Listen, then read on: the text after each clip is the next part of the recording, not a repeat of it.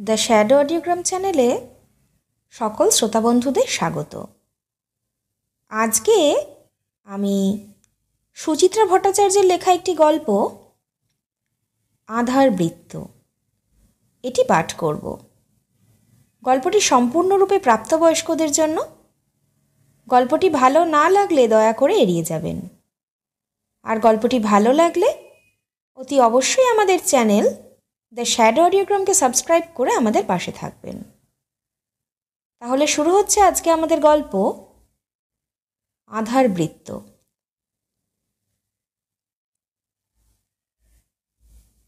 তখনই কেমন সন্দেহ হয়েছিল ব্রততীর। প্রতিদিন এই সময়ে তীর্থের কাকের মতো মার প্রতীক্ষায় বারান্দায় দাঁড়িয়ে থাকে মেয়ে। দূর থেকে মাকে দেখলেই লাফালাফি নাচানাচি শুরু করে দেয়। আজ ব্রততী বাড়ি ফিরে বেল বাজানোর পরও সেই মেয়ের দর্শন নেই। ভুরু কুঁচকে মার দিকে তাকালো ব্রততী। ওরা এসেছিল বুঝি? মমতা ত্রস্ত মুখে দাঁড়িয়ে আছেন, মৃদু ঘাড় নাড়লেন। তীক্ষ্ণ স্বরে ব্রততী বলল, ওরা নিতে এলো, তুমিও সঙ্গে সঙ্গে ওকে ছেড়ে দিলে? আমি কি করব? তোর মেয়েই তো যাওয়ার জন্য খুব কান্নাকাটি করছিল। পলকের জন্য ব্রততীর বুকটা একদম ফাঁকা হয়ে গেল, শূন্য ধুধু ঘাসহীন মাঠের মতোই। পরক্ষণেই একটা অসহায় রাগ ফুঁসে উঠছে ভেতরে। চটাস চটাস চটি খুলে ছুঁড়ে দিল জুতো রাখার র্যাকে। থমথমে মুখে বলল, কথাটা আমায় একবার অফিসে ফোন করে জানাতে পারতে। করেছিলাম, তুই তখন অফিস থেকে বেরিয়ে পড়েছিস। কখন এসেছিল ওরা? এই তো খানিক আগেই। 1 ঘন্টা, না আরও কম। মমতা সাহস সঞ্চয় করে একটু হাসলেন। তাড়াতাড়ি দিয়ে যাবে বলেছে, 8টার মধ্যেই। তাহলে আর কি, ধেই ধেই করে নাচি। ব্রততী দুবদাব ঘরে ঢুকে গেল। কাঁধের ব্যাগ আছড়ে ফেলে দিল টেবিলে। 2 হাতে মুখ ঢেকে খাটে বসে পড়েছে। আজই প্রথম দিন নয়, এই নিয়ে 2 মাসে 3বার তুতুনকে নিয়ে গেল ওরা। একটা না একটা বাহানা দেখিয়েই নিয়ে গেছে। বাড়িতে সত্যনারায়ণ হচ্ছে, পুজোর দিনে বাবা মা একবারটি তুতুনকে দেখতে চায়। তার আগের বারও কি একটা বলে যেন নিয়ে গেল না? সীমার ছেলের জন্মদিন না ছাতা মাথা কি যেন। অছিলা সবটাই অছিলা। ব্রততী কি বোঝে না কিছু? সমস্ত ওই অতনুর কারসাজি। কোর্টে মেয়ের কাস্টাডি নিয়ে লড়তে গিয়ে হেরে গেছে অতনু। মুখে চুনকালি পড়েছে, তাই এখন অন্যভাবে কলকাঠি নাড়ছে। তুচ্ছতম ছুতো ধরে মেয়ের ওপর দাবি প্রতিষ্ঠার চেষ্টা। আশা কত? মমতা দরজায় এসেছেন। মুখ হাত পা ধুলি না? যা বাথরুমে ঘুরে আয়, চায়ের জল বসাচ্ছি। 2 মিনিট আগেও প্রবল খিদেতে নাড়ি ছিঁড়ে যাচ্ছিল ব্রততীর। অফিসের ক্যান্টিনটাও আজ বন্ধ ছিল। কোন দুপুরে বাইরে থেকে 1 ঠোঙা মুড়ি বাদাম এনে খেয়েছে। সে কি এতক্ষণে পেটে থাকে? চাটার বাস থেকে নেমে মোড়ের দোকান থেকে গোটা 4 গরম প্যাটিস কিনেছিল ব্রততী, সঙ্গে তুতুনের জন্য তার প্রিয় লাড্ডু। বাক্সটা ব্যাগেই পড়ে আছে। থাক, পড়েই থাক। ব্রততী মুখ থেকে হাত সরালো। আজ কজনের বাহিনী এসেছিল তুতুনকে নিতে? বললাম তো, তোর ছোট দেওর আর ননদ। মমতা পায়ে পায়ে ভেতরে এলেন। বিশ্বাস কর, আমি আপত্তি করেছিলাম, বলেছিলাম তুই নেই, তোকে না জিজ্ঞেস করে নিয়ে যাওয়াটা ঠিক হবে না। তা তোর দেওর ননদ দুজনেই এত করে বলতে লাগলো তোর যে ভাসুর দুবাইতে থাকে সে নাকি এসেছে, আজ খাওয়া দাওয়া করবে তোদের বাড়িতে। দেওর ননদ ভাসুর তোদের বাড়ি, শব্দগুলো খটাং খটাং লাগছে কানে। ব্রততী কড়া গলায় বলল, বারবার দেওর ননদ ভাসুর এসব বলছো কেন? তোমাকে কতদিন না বলেছি ওরা আমার কেউ নয়, ও বাড়িও আমার নয়, আর এটাই আমার বাড়ি। সে তুই যা বলিস। মমতা মাথা দোলালেন। তোর সঙ্গে সম্পর্ক চুকে বুকে গেছে বলে তারা তুতুনের কাকা পিসি রইল না এমনও তো নয়। তাহলে তুতুনের কাকা পিসিই বলবে। আচ্ছা বাবা, আচ্ছা, তাই বলবো। ব্রততীর আর একটু কাছে এগিয়ে এলেন মমতা। ওদের দেখে মেয়েটা কেমন ছটফট করছিল, তা যদি দেখতিস। ঝাঁ করে আরও তেতে গেল ব্রততী, প্রায় বিকৃত করে ভেঙচে উঠেছে। দেখে তুমিও গলে জল হয়ে গেলে, তাই তো? মমতা থমকেছেন, স্থির চোখে দেখছেন মেয়েকে। ব্রততী আরও হিংস্র হলো। তুমি কি চাও বলো তো মা? মেয়ে নিয়ে আমি এখানে না থাকি? ও মা, সে কি কথা? আমি ও কথা কখন বললাম? সব কথা কি বলতে হয়? আবেভাবেই বোঝা যায়। ব্রততী ঘাড় নাড়ছে জোর জোর। ঠিক আছে, আমার ব্যবস্থা আমি নিজেই করে নিচ্ছি। মমতার মুখ ফ্যাকাশে হয়ে গেল। ওরকম করছিস কেন খুকু? অন্যায়টা কি বললাম? নিজেই ভেবে দেখো। না, আমি কিচ্ছু খারাপ বলিনি। মমতার স্বর দৃঢ় শোনালো। শুধু একটা কথাই আমি মনে করিয়ে দিয়েছি, ওদের সঙ্গে তুতুনের সম্পর্ক অত সহজে ছেঁড়া যাবে না। তুই জোর ফলালেও পারবি না। মা হয়েও কি নিষ্ঠুরের মতো কথা, হয়তো বা মা বলেই। ব্রততী ঝুম হয়ে গেল। তুতুন যখন এই পৃথিবীতে অতনুর মেয়ে হয়েই জন্মেছে এবং অতনুরই মেয়ে হয়ে থাকবে, এই সত্যিটা ব্রততীর থেকে কে বেশি জানে? আর এর বিরুদ্ধেই তো ব্রততীর যত লড়াই, আইন, আদালত, মামলা, মোকদ্দমা।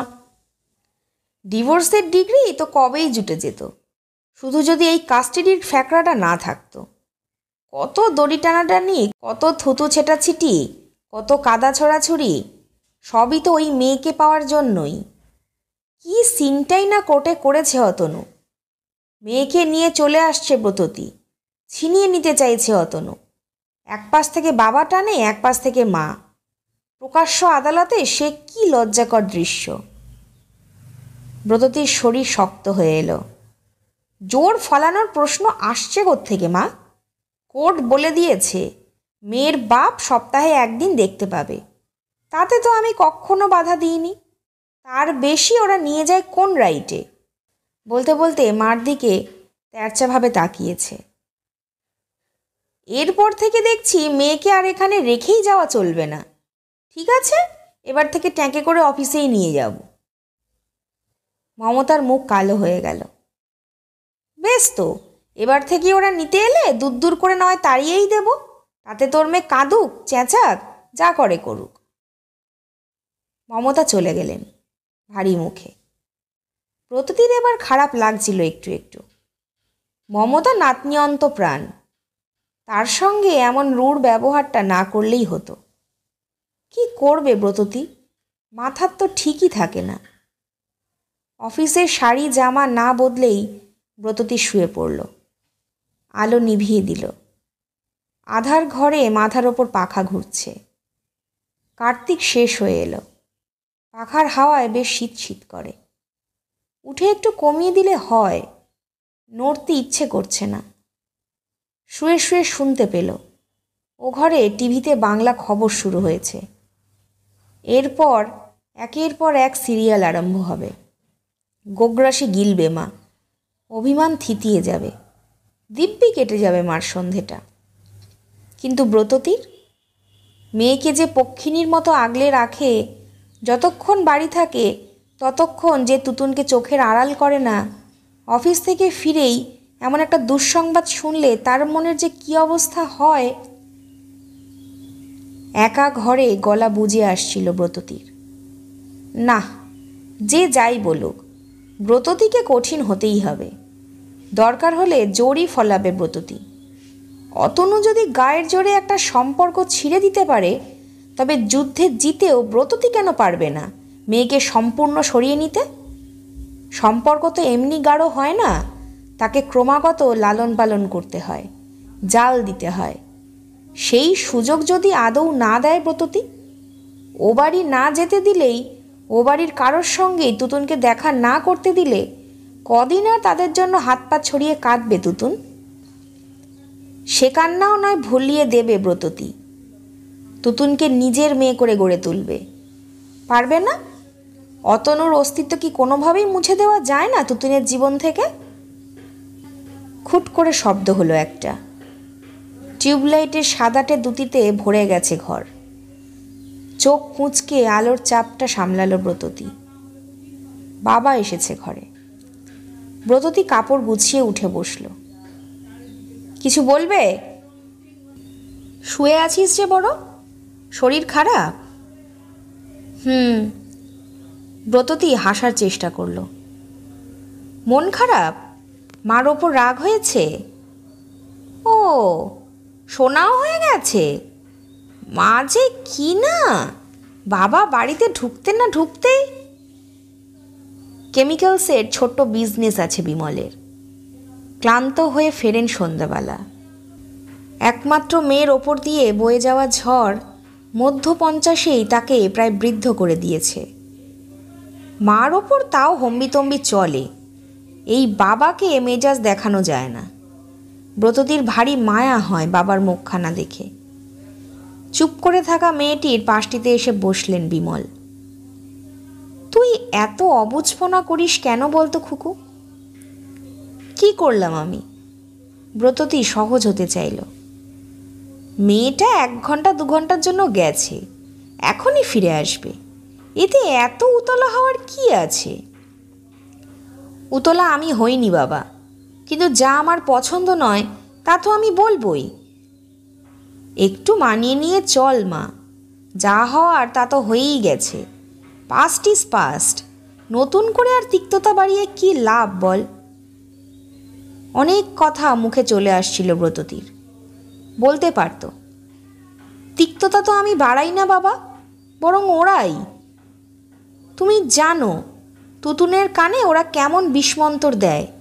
না হলে আগে যেই মেয়ে বাবার কাছে ঘেঁষত না, মা ছাড়া জগতের কিচ্ছু চিনত না, সেই মেয়ে ড্যাংডেঙিয়ে নাচতে নাচতে ওই বাড়ি চলে যায়। আর সেটা কোন বাড়ি? না যেই বাড়িতে দিনের পর দিন অপমানিত হতে হয়েছে তার মাকে। অতনুর ভাই বোন সবাই তো সাকরেত ছিল অতনুর। একটি দিনের তরেও দাদার ক্রূর আচরণের কেউ প্রতিবাদ করেনি। এখন তারা বাচ্চার মন ভোলাতে আহ্লাদীপনা শুরু করেছে। এও তো শয়তানি। ব্রততীর মা বাবাকে নিয়েও একসময় কম কথা শুনিয়েছে ও বাড়ির লোক, কোনো কারণ ছাড়াই। সব তো জানে বাবা মা, তবু কি করে বলে? এ বাড়ির কারোর কোনো মান সম্মান বোধ নেই। থাকলে বুঝতো ওই 4 বছরের মেয়েকে দিয়েই প্রতিশোধের জমি তৈরি করছে ওরা। ব্রততী কিছুই বলল না। কাকে বলবে? বাবাকে? যে বাবা আগা গোড়াই ডিভোর্সের বিপক্ষে ছিল। কাকে বোঝাবে? মাকে? যেই মা দিনরাত মিটমাট করে নে, তুতুনকে নিয়ে টানা হ্যাচড়া করিস না, এইসব বলে বলে কানের পোকা নড়িয়ে দিয়েছে তাকে। ছোট্ট শ্বাস পড়ল ব্রততীর অজান্তেই। ও বাড়িতেও সে একা ছিল, এ বাড়িতেও সে একাই, ঘোরতর নিঃসঙ্গ। মেয়ের শ্বাসটা বুঝি অনুভব করলেন বিমল। উঠে দাঁড়িয়েছেন, নরম গলায় বললেন, মন খারাপ করিস না, আয় ও ঘরে আয়। অফিস থেকে এসে তো চাটাও খাসনি শুনলাম, আয় আয়। বিমল চলে যাওয়ার পর বিছানা ছাড়ল ব্রততী। সিনক্রিয়েট করে লাভ নেই, এ বাড়িতে থাকলে এরকমই চলবে। তাকেই উদ্যোগী হয়ে হেস্তনেস্ত করতে হবে। ব্যাগ থেকে প্যাটিসগুলো বার করল ব্রততী। ঠান্ডা হয়ে গেছে, তেল তেল করছে বাক্সটা। লাড্ডুগুলোও থেতলে গেছে। থ্যাতলানো লাড্ডু ফ্রিজে রেখে ব্রততী রান্নাঘরে এলো। গ্যাস জ্বালিয়ে চাটুতে প্যাটিস 4টে গরম করে নিয়ে বাইরের ঘরে এসেছে। টিভির সামনে বসে আছে ব্রততী, কামড় দিচ্ছে প্যাটিসে। বিস্বাদ লাগছে, তবুও। সামনের পর্দায় অর্থহীন কি এক হাসি প্রোগ্রাম চলছে। ক্ষণে ক্ষণে উজ্জ্বল হচ্ছে বাবা মার মুখ। দেখলেই চোখ কড়কড় করে উঠছে ব্রততীর। তবু সে দৃষ্টি রেখেছে টিভির পর্দায়। হাস্যকৌতুকের পর্ব শেষ হয়ে সিনেমার গান শুরু হলো। নির্বোধ প্রেমের লম্ফঝম্পে ভরে যাচ্ছে বোকা বাক্স। ব্রততী কিছুই দেখছে না, শুধু তাকিয়েই আছে। সামনে এখন অসংখ্য রং ঝিলমিল ঝিলমিল। ব্রততীর চোখে সবই যেন বর্ণহীন, সবই যেন নীরস। কেটে যাচ্ছে সময়। চায়ের কাপ শূন্য হলো, প্যাটিসের প্লেট ফাঁকা হলো। কাটছে সময়। সহসা দেয়ালঘড়ির দিকে চোখ পড়তেই ব্রততী চমকে উঠল। 9:10। মা, সময়টা দেখেছ? 9টা তো বেজে গেল। তুমি কিন্তু বলেছিলে 8টার মধ্যে দিয়ে যাবে। তাই তো বলে গেল। আমি জানতাম এটা ঘটবে। ব্রততী উঠে পড়ল। চঞ্চল পায়ে বারান্দায় এসে দাঁড়িয়েছে। সামনে বেশ খানিকটা ফাঁকা জায়গা, তারপরে বড় রাস্তা। তাদের 3তলা থেকে অনেকটা দূর অবধি দেখা যায়। পথে লোক চলাচল কমে এসেছে। বড় রাস্তার হ্যালোজেনের আলো আবছা হয়ে আছে কুয়াশায়। হঠাৎ হঠাৎ গর্জন তুলে ছুটে যায় বাস, মিনি বাস। তারা মিলিয়ে গেলেই আবার নির্জন চারিদিক। কার্তিকের কুয়াশা মাখা ওই পথের দিকে তাকিয়ে ব্রততীর বুকটা ছলছল করে উঠল। যদি আর না ফেরে তুতুন, যদি অতনু ওকে রেখে দেয়। শয়তানের হদ্দ, সব পারে। কথায় মিছরি ঢেলে ঢেলে হয়তো এমন করে ফেলেছে মেয়েই আর আসতে চাইছে না। যদি তাই হয়, কি নিয়ে বাঁচবে ব্রততী? ব্রততীর শরীরের রোম পলকে খাড়া, মাথা ঝিমঝিম করছে। হঠাৎই শীত করে উঠল খুব। মেয়ে যদি না ফেরে, কি করে নিয়ে আসবে মেয়েকে? এক্ষুনি যাবে ওই বাড়িতে? যদি ওরা মুখের ওপর দরজা বন্ধ করে দেয়? থানায় যাবে? পুলিশ ডাকবে? বড়বাবুর নাকের সামনে গিয়ে নাড়াবে কোর্টের অর্ডারটা? পুলিশরা তো এইসবই চায়, খুব মজাই পাবে। হয়তো দাঁত কেটে হেসে বলবে, এইসব সিলি ব্যাপারে আমাদের মূল্যবান সময় নষ্ট করা যাবে না ম্যাডাম। পিছন ঘুরে বসার ঘরের দিকে একবার তাকালো ব্রততী। মা দিব্যি নির্বিকার। বাবা ফিরে ফিরে দেখছে এদিকে। চোখাচোখি হতেই চোখ সরিয়ে নিল। কি ভেবে ব্রততী ফিরল বসার ঘরে। অস্ফুটে বলল, এবার তো আমাদের কিছু একটা করতে হবে বাবা। বিমল আর একবার ঘড়ি দেখলেন। খুব তো রাত হয়নি, আর কিছুক্ষণ দেখি। আমার কিন্তু ভালো লাগছে না বাবা। তোর সপ্তাহতেই বাড়াবাড়ি। আলগা ঝেঁঝে উঠলেন মমতা। সে তো কোনো চোর ছেলে ধরার সঙ্গে যায়নি, ডাকাত গুন্ডার আড্ডাতে গিয়েও পড়েনি। অত ভাবছিস কেন? তুমি যদি বুঝতে। ব্রততীর স্বর তপ্ত থেকে করুণ হয়ে গেল। বাবা, তুমি কিছু একটা করো। কি করি বলতো? ফোন করব? করে দেখো। ডায়ালের বোতাম টিপছেন বিমল। পাঁজরে খচখচ করে শব্দ বিচ্ছে ব্রততীর। গলফ্রিন থেকে ভবানীপুর কি এমন দূর? এই মুহূর্তে মনে হচ্ছে যেন লক্ষ যোজন, বুঝিবা আকাশের ছায়াপথেরও ওপারে। Phone engaged. একবার নয়, পরপর বেশ কয়েকবার চেষ্টা করলেন বিমল। মেয়ের কানেও ধরিয়ে দিলেন রিসিভার। দুরাগত ধ্বনি বধির করে দিল ব্রততীকে। কম্পিত গলায় ব্রততী বলল, কি হবে বাবা? তুই বল। যাবে সঙ্গে? দুজনে মিলে গিয়ে দেখব। ঠোঁট টিপে 1 সেকেন্ড ভাবলেন বিমল। বললেন, যাবি? চল। আমার পার্সটা এনে দাও তো, আর একটা পাতলা চাদর। অপ্রসন্ন মুখে মমতা চাদর আর পার্স এনে দিয়েছেন স্বামীকে। গজগজ করছেন আপন মনে। যেমন বাপ তেমন মেয়ে, কারোরই এতটুকু ধৈর্য নেই। মার দিকে একটা তীব্র দৃষ্টি হেনে বাবার পিছু পিছু বেরিয়ে এলো ব্রততী।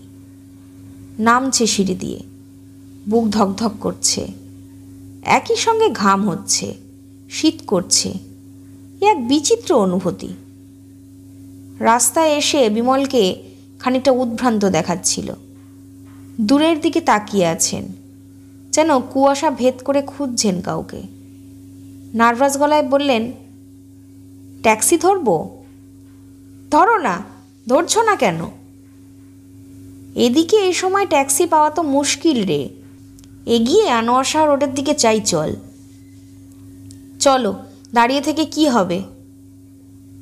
পিতা আর পুত্রী 10 পাও এগোয়নি। উল্টো দিক থেকে প্রচণ্ড গতিতে ছুটে আসা ট্যাক্সি শব্দ করে ব্রেক কষল।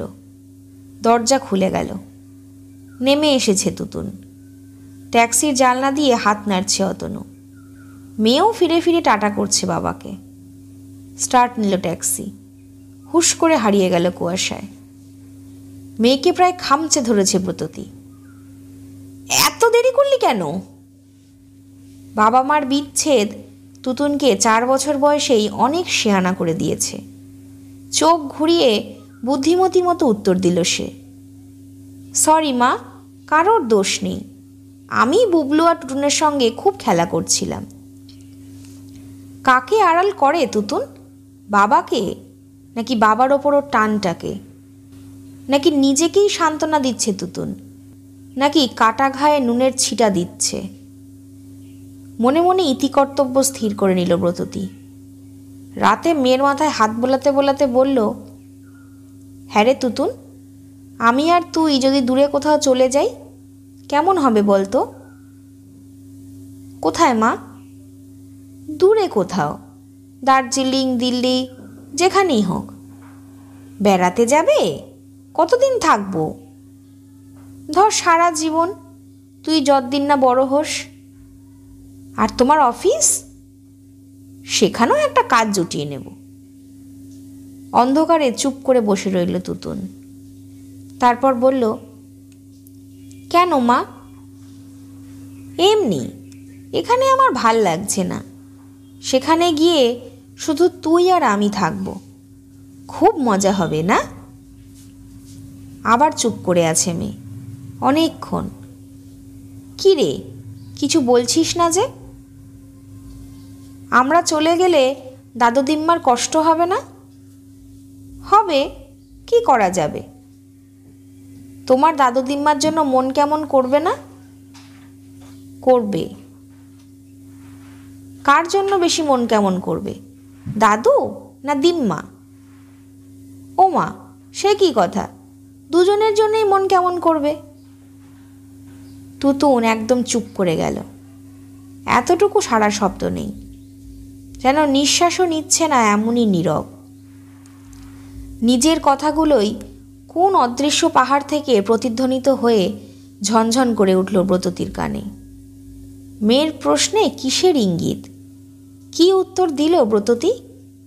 বাবা মা দুজনের জন্যই সমান কষ্ট পাবে ব্রততী, অথচ মেয়ে শুধু মাকে নিয়ে ঝলমল করবে খুশিতে। এ ব্রততীর কেমন ধারার প্রত্যাশা? এই আধারে সবই গোপন, তবু তার মধ্যেও নিজের মনের লুকোনো চেহারাটা কি বিশ্রী কদর্য লাগছে ব্রততীর। কেন এত হীন হয়ে যাচ্ছে ব্রততী? ঈর্ষা, প্রতিহিংসা পরায়ণতা, ক্ষোভ, পুঞ্জীভূত অভিমান? কার থেকে পালাতে চায় ব্রততী? অসাড়ে চোখ দিয়ে জল ঝরছিল ব্রততীর। সে নিজেই যাকে ভুলতে পারেনি, মেয়ে তাকে ভুলবে কেমন করে?